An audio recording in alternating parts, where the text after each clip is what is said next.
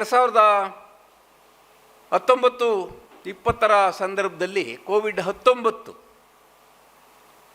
ಅಪ್ಪಳಿಸೋದಕ್ಕಿಂತ ಮುಂಚೆ ಬೆಂಗಳೂರು ಮಹಾನಗರದಲ್ಲಿ ನಗೆ ಹಬ್ಬಗಳು ಪ್ರಾರಂಭ. ಆ ನಗೆ ಹಬ್ಬಗಳು ಪ್ರಯೋಗ ಮಾಡಿದ್ದು ಎಷ್ಟು ಎತ್ತರಕ್ಕೆ ಹೋಯಿತು ಅಂತಂದರೆ, ಜನ ಬೆಳಗ್ಗೆ 9:30ಕ್ಕೆ ಶುರು ಮಾಡಲಿ, 12 ಗಂಟೆಗೆ ಶುರು ಮಾಡಲಿ, ಸಂಜೆ 6 ಗಂಟೆಗೆ ಶುರು ಮಾಡಲಿ, ಅದು 9-10 ಗಂಟೆವರೆಗೂ ನಡೀಲಿ, ಜನ ಕಿಕ್ಕಿರಿದು ಸೇರ್ತಾ ಇದ್ದಂಥ ವಾತಾವರಣ ಇತ್ತು. ಜಾನಪದದಲ್ಲಿ ಹಾಸ್ಯ ಅನ್ನುವಂಥ ವಿಷಯವನ್ನು ಕುರಿತು 1 ಗಂಟೆ ಅವಧಿಯಲ್ಲಿ ಆ ವಿಷಯಕ್ಕೆ ಸಂಬಂಧಪಟ್ಟಂತೆ ಏನೇನು ಪದಾರ್ಥಗಳನ್ನು ಜೋಡಿಸ್ಕೋಬೋದೋ, ಪರಿಕರಗಳನ್ನ ಸೇರಿಸ್ಕೋಬೋದೋ ಅವುಗಳನ್ನು ಜನಪದ ಗೀತೆ, ಕತೆ, ಒಗಟು ಮತ್ತು ಗಾದೆ ಇವುಗಳನ್ನು ಮೂಲ ಸಾಮಗ್ರಿಯಾಗಿಟ್ಕೊಂಡು ಜನಪದರಲ್ಲಿ, ಅನಕ್ಷರಸ್ಥ ಜನಸಾಮಾನ್ಯರಲ್ಲಿ ಸಾವಿರಾರು ವರ್ಷಗಳಿಂದ ತಲೆಮಾರಿನಿಂದ ತಲೆಮಾರಿಗೆ ಕೃಷಿ ಸಂಸ್ಕೃತಿಯಲ್ಲಿ, ಅದರಲ್ಲೂ ವಿಶೇಷವಾಗಿ ಈ ಹಾಸ್ಯ ಅನ್ನುವಂಥದ್ದು ಹೇಗೆ ಹೊಮ್ಮಿ ಬರುತ್ತಿದೆ ಅನ್ನುವಂಥದ್ದನ್ನು ನಮಗೆ ಮುಟ್ಟಿಸುವಂಥ ಒಂದು ಒಳ್ಳೆಯ ಪ್ರಯೋಗವನ್ನು ಮಾಡಿದ್ರು. 2019-20 ಸಂದರ್ಭದಲ್ಲಿ ಕೋವಿಡ್-19 ಅಪ್ಪಳಿಸೋದಕ್ಕಿಂತ ಮುಂಚೆ ಬೆಂಗಳೂರು ಮಹಾನಗರದಲ್ಲಿ ನಗೆ ಹಬ್ಬಗಳು ಪ್ರಾರಂಭ. ಆ ನಗೆ ಹಬ್ಬಗಳು ಪ್ರಯೋಗ ಮಾಡಿದ್ದು ಎಷ್ಟು ಎತ್ತರಕ್ಕೆ ಹೋಯಿತು ಅಂತಂದರೆ, ಜನ ಬೆಳಗ್ಗೆ 9:30ಕ್ಕೆ ಶುರು ಮಾಡಲಿ, 12 ಗಂಟೆಗೆ ಶುರು ಮಾಡಲಿ, ಸಂಜೆ 6 ಗಂಟೆಗೆ ಶುರು ಮಾಡಲಿ, ಅದು 9-10 ಗಂಟೆವರೆಗೂ ನಡೀಲಿ, ಜನ ಕಿಕ್ಕಿರಿದು ಸೇರ್ತಾ ಇದ್ದಂಥ ವಾತಾವರಣ ಇತ್ತು. ಯಾಕೆ ನಗೆ ಹಬ್ಬಗಳಿಗೆ ಇಷ್ಟೊಂದು ಬೇಡಿಕೆ? ಕೊನೆಗೇನಾಯಿತು, ಸಭಾಂಗಣಗಳು ಕಿಕ್ಕಿರಿದು ತುಂಬ್ತಾ ಇದ್ದದ್ದನ್ನು ಕಂಡು ನಗೆಗಾರರು, ಆ ನಗೆಕೂಟದವರು ಒಂದು ಹೊಸ ಪ್ರಯೋಗವನ್ನು ಮಾಡಿದ್ರು. ಏನು ಅಂತ ಅಂದರೆ, ಟಿಕೆಟ್ ದರವನ್ನು ನಿಗದಿ ಮಾಡಿ ಅದರ ಮೂಲಕ ಯಾರು ಬರ್ತಾರೋ ಅವ್ರಿಗೆ ಮಾತ್ರ ಪ್ರದರ್ಶನ ಅಂತ ಮುಂಗಡವಾಗಿ ಕಾದಿರಿಸುವಂಥ ಒಂದು ವ್ಯವಸ್ಥೆಯೂ ಆಯಿತು. ಅಲ್ಲಿಗೂ ಕೂಡ ಜನ ಬಂದರು, ಸಭಾಂಗಣ ಕಿಕ್ಕಿರಿದು ತುಂಬ್ತಾ ಇತ್ತು. ಒಬ್ಬರು ಹಾಸ್ಯಗಾರರಿದ್ದಂಥವರು 2 ಆದರೂ 4 ಜನ ಆದರೂ ಒಂದು ತಂಡ ಆ ಕಾರ್ಯಕ್ರಮನ ನಡೆಸುವಂಥ ಸಂದರ್ಭ ನಿರ್ಮಾಣ ಆಯಿತು. ಯಾಕೆ ಇದನ್ನೆಲ್ಲ ನೆನಪು ಮಾಡ್ತಾ ಇದ್ದೀನಿ ಅಂತ ಅಂದರೆ, ನಿಜ ಜೀವನದಲ್ಲಿ ನಮಗೆ ಹಾಸ್ಯ ಬೇಕು, ತಮಾಷೆ ಬೇಕು, ನಗಬೇಕು. ಆದರೆ ನಾನಾ ಒತ್ತಡದ ಸುಳಿಯಲ್ಲಿ ಸಿಲುಕಿಕೊಂಡಿರುವಂಥ ನಮಗೆ ನಗುವುದಕ್ಕೂ ಸಮಯವಿಲ್ಲ. ನಗುವಂಥ ಒಂದು ಸಂದರ್ಭ ಸೃಷ್ಟಿಯಾದರೂ ಹಾಸ್ಯಮಯವಾಗಿರುವಂಥ ಮನೋಧರ್ಮದಿಂದ ಅದನ್ನು ನೋಡುವಂಥದ್ದು ಕೂಡ ನಮಗೆ ಗೊತ್ತಾಗ್ತಾ ಇಲ್ಲ.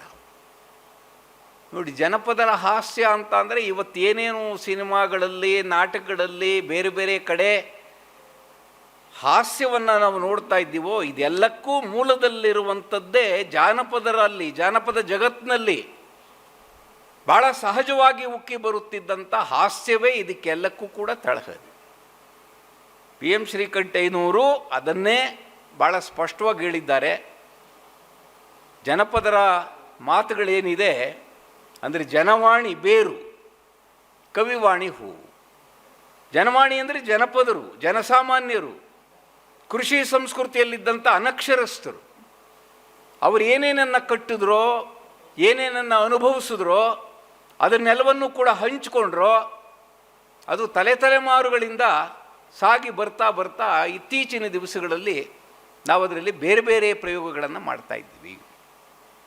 ಜನಪದವೇ ಮೂಲವಾಗಿದ್ದರಿಂದ ಶಿಷ್ಟಕಾವ್ಯಗಳನ್ನು ಬರೆಯುವಂಥ ಸಂದರ್ಭದಲ್ಲೂ ಹಾಸ್ಯವನ್ನು ಯಥೋಚಿತವಾಗಿ ತರುವಂಥ ಪ್ರಯತ್ನಗಳು ಭಾಳ ಅದ್ಭುತವಾಗಿ, ವಿಶೇಷವಾಗಿ ನಡೆದಿರುವಂಥದ್ದುಂಟು. ನವರಸಗಳು ಅಂತ ಏನು ಕರಿತೀವಿ, ಒಂದು ಮಹಾಕಾವ್ಯ ಪರಿಪೂರ್ಣವಾಗಬೇಕಾದ್ರೆ 9 ರಸಗಳೂ ಇರಬೇಕು.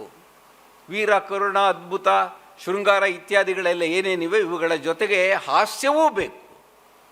ಹಾಗೆ ಪಂಪನಿಂದ ಮೊದಲುಗೊಂಡು ಇತ್ತೀಚಿನವರೆಗೆ ಮುದ್ರಣದವರೆಗೆ ಯಾರ್ಯಾರು ಮಹಾಕಾವ್ಯಗಳನ್ನು ಬರೆದರೋ, ಇನ್ನು ಮಹಾಕಾವ್ಯಗಳ ಕಾಲ ಮುಗಿದೋಯಿತು, ನಾವೇನಿದ್ರು ಬಿಡಿ ಬಿಡಿಯಾಗಿರುವಂಥ ಕವಿತೆಗಳನ್ನು ಓದ್ಕೊಂಡು ಆನಂದಿಸಬಹುದು, ದೀರ್ಘವಾಗಿರುವಂಥ ಕಾವ್ಯವನ್ನು ಬರೆಯೋಕ್ಕೆ ಪುರುಸೊತ್ತಿಲ್ಲ ಅಂತ ಭಾವಿಸ್ಕೊಂಡಿದ್ದಂಥ ಸಂದರ್ಭದಲ್ಲೂ ಅದನ್ನು ಸುಳ್ಳು ಮಾಡುವಂತೆ ಹೊಸಗನ್ನಡ ಸಾಹಿತ್ಯದ ಮೊಟ್ಟ ಮೊದಲ ಮಹಾಕಾವ್ಯವನ್ನು ಶ್ರೀ ರಾಮಾಯಣ ದರ್ಶನಂ ಅನ್ನುವಂಥ ಹೆಸರಿನಲ್ಲಿ ಕುವೆಂಪು ಅವರು ರಚನೆ ಮಾಡಿದ್ರು.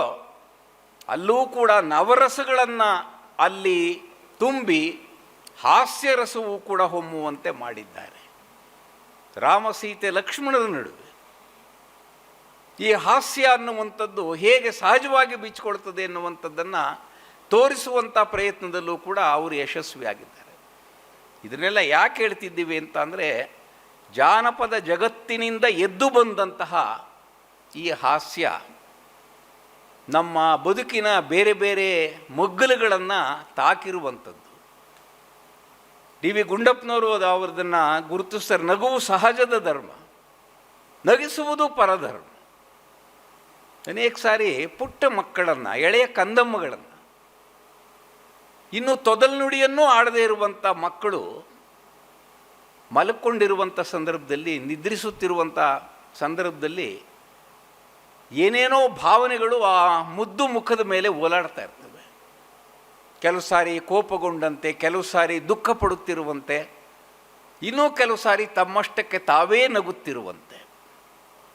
ತಾಯಂದಿರಿಗೆ ಇದು ಚೆನ್ನಾಗಿ ಗೊತ್ತಿರ್ತದೆ, ಅಜ್ಜಿಯಂದಿರಿಗೆ ಇದು ಚೆನ್ನಾಗಿ ಗೊತ್ತಿರ್ತದೆ.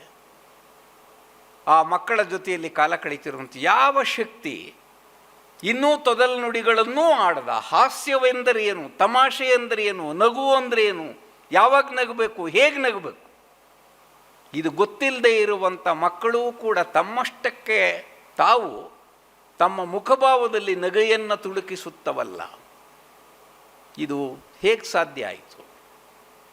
ಭಾಳ ಮುಖವನ್ನು ಬಿಗದಿಟ್ಕೊಂಡಿರುವಂಥವರನ್ನು ನಗೆಗಾರರು ವಿವಿಧ ಪ್ರಯೋಗಗಳನ್ನು ಮಾಡಿ ಕೆಲವು ಸಾರಿ ಹಾಸ್ಯಮಯವಾಗಿರುವಂಥ ಭಂಗಿಗಳಲ್ಲಿ ಅವರನ್ನು ನಗಿಸುವಂಥ ಪ್ರಯತ್ನ ಮಾಡಿರುವಂಥದ್ದು.